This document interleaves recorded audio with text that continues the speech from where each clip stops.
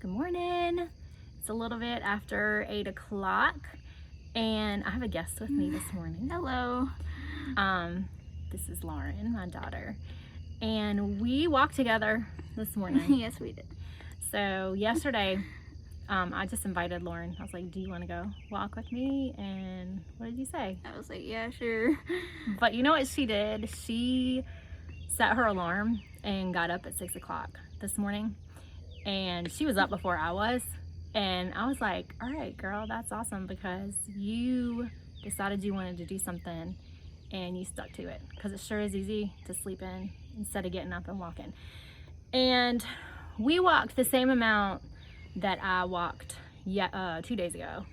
It was like, I think we did like 2.33. The other day I did 2.35, but we did the same route, so it was the same.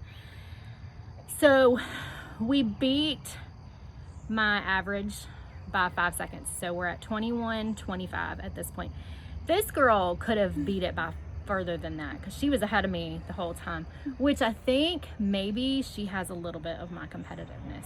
Are you competitive at all? I don't want to answer that. Okay, don't answer. That's fine. But she's competitive. Yeah. But that's good. That's good when you're trying to improve yourself.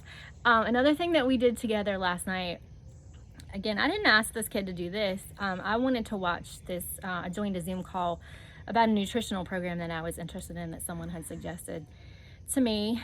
And she sat and watched with me the whole thing. It was maybe like an hour long. Did you learn anything from that call? I mean, yeah. What? I didn't remember anything. You don't remember anything? Well, we can go back and watch, and there's some things we're going to print out. We're pretty sure we're going to do this, and she said she wanted to do this with me. And the cool thing is, it's not a diet. It's like a reset. A food plan. It's a food plan. It's a reset, though. It's like one of those deals where you eliminate things the first 2 weeks. You add a few things back the second 2 weeks, and then the third 2 weeks, you're like getting back into real life where you can have things that you want just on a limited basis. And it's, just getting you back in the game pretty much. So we think we're gonna try it, right? Yeah. And I mean, again, like, we're sitting there watching this and she's like, I want to do this.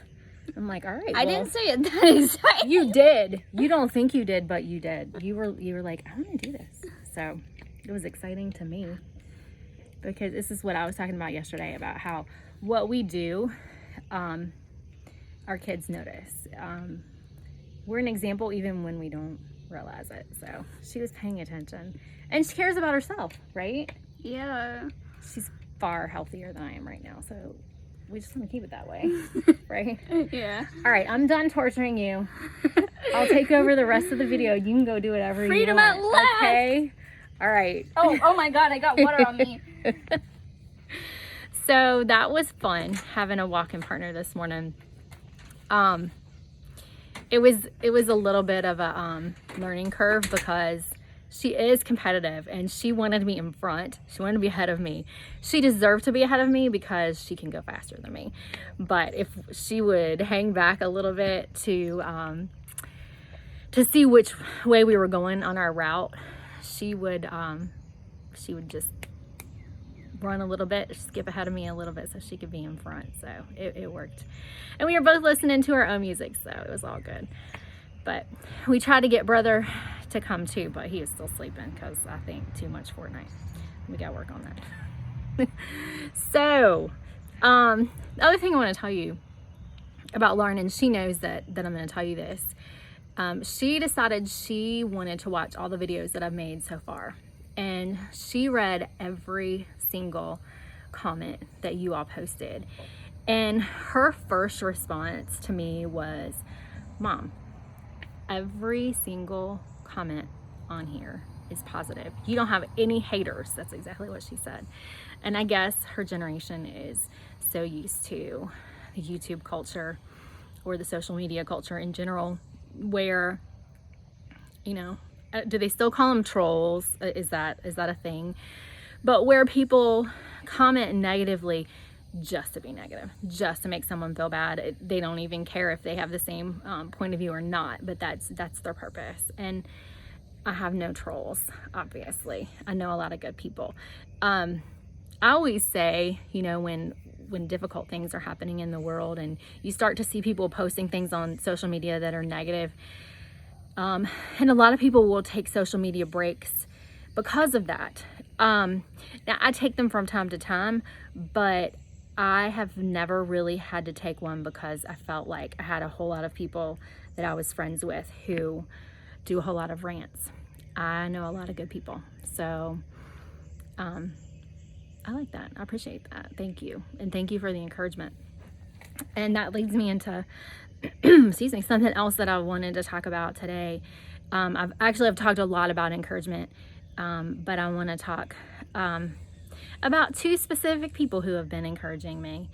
I have gotten messages this week from my mom and my dad. My mom sent some, kind of early on, and she comments on the page, and my dad has commented some as well. But I got a text from him yesterday that I just felt like was really important to share with you. So my dad said, I might get teary again. He said that I had inspired him to keep up his walking. Over the last 5 or 6 years, he has been consciously exercising for his health.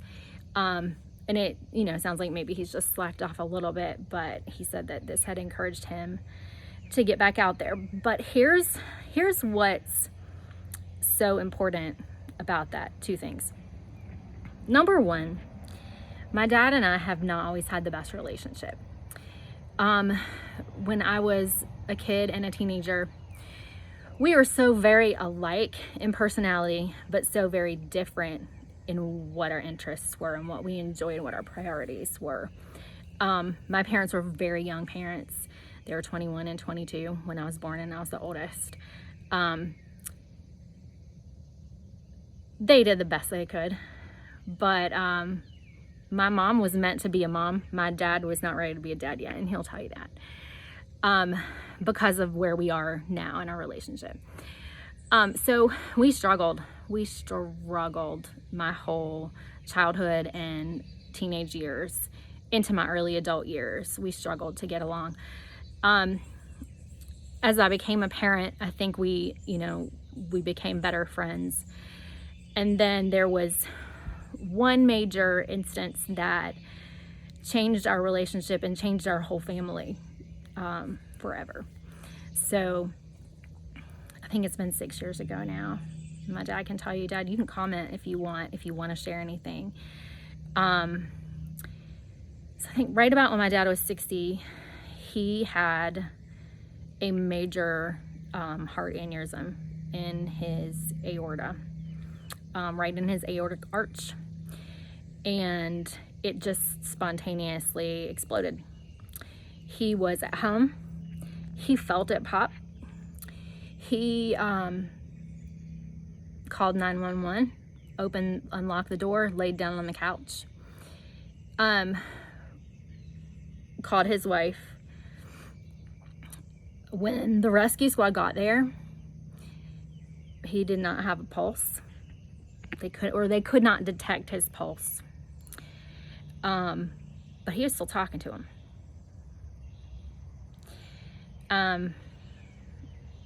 They rushed him to the hospital and directly into surgery.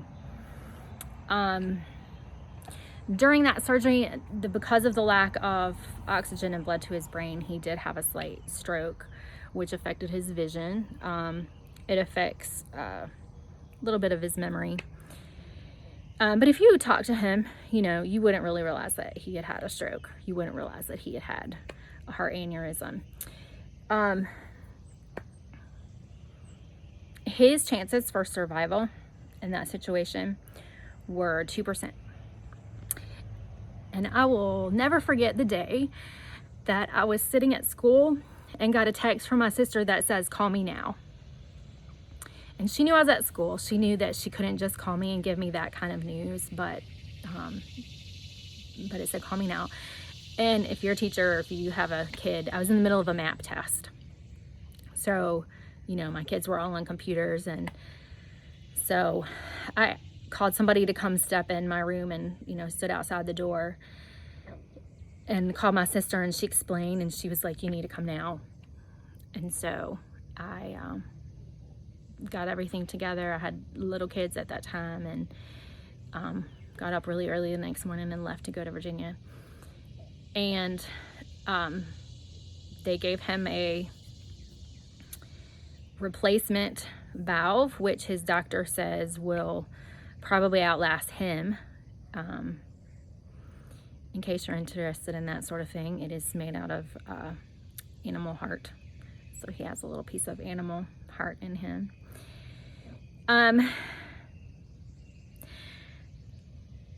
I'll never forget going into ICU with my sister and seeing my dad laying there, and how, you know, he was sedated at that point.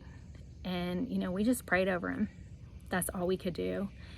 And like tears were running down his face. He wasn't conscious, but he heard us.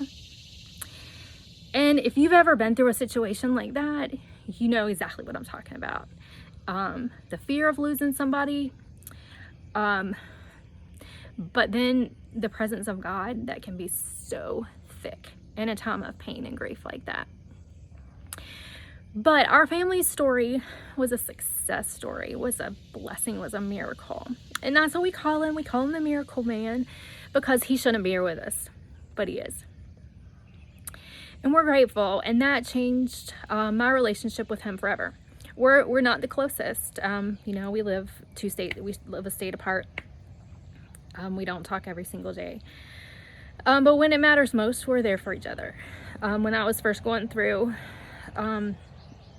my separation with my kid's dad, he texted me every day for the whole summer to check on me. So the fact that I could turn around and inspire him to keep doing something that he needs to do to stay here, that's big. That makes me feel really thankful that I'm doing this. And it also reminds me that I have this genetic predisposition. Well, possibly, because his mother died from the very same thing, and she was in her 80s when it happened. After all this happened, his doctor suggested that my brother and sister and I go do an MRI or a CT to check our aortic arch and make sure that there wasn't some sort of genetic weakness there. And neither of the three of us showed any kinds of signs or symptoms of it at our age. But at that time, you know, my brother and sister and I were just in the 30s, approaching 40. So it's something that I need to keep a check on. It's something to keep in mind. And I'd forgotten about that. Not forgotten, but pushed it to the back of my mind, how important this is. So that's my takeaway from today. It's a big deal for my family. So Dad, I'm proud of you. Keep it up. The rest of my family, love you guys.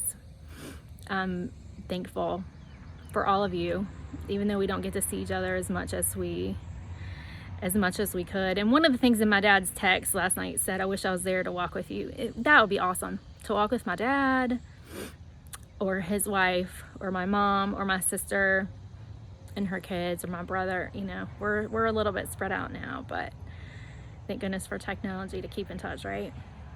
So hey, I want to encourage you today to encourage someone. Thank someone for encouraging you. If you have some family that maybe you've had some rough times with, reach out, because you don't know how much longer they're going to be here. Y'all have a blessed day. Have a good one. See ya.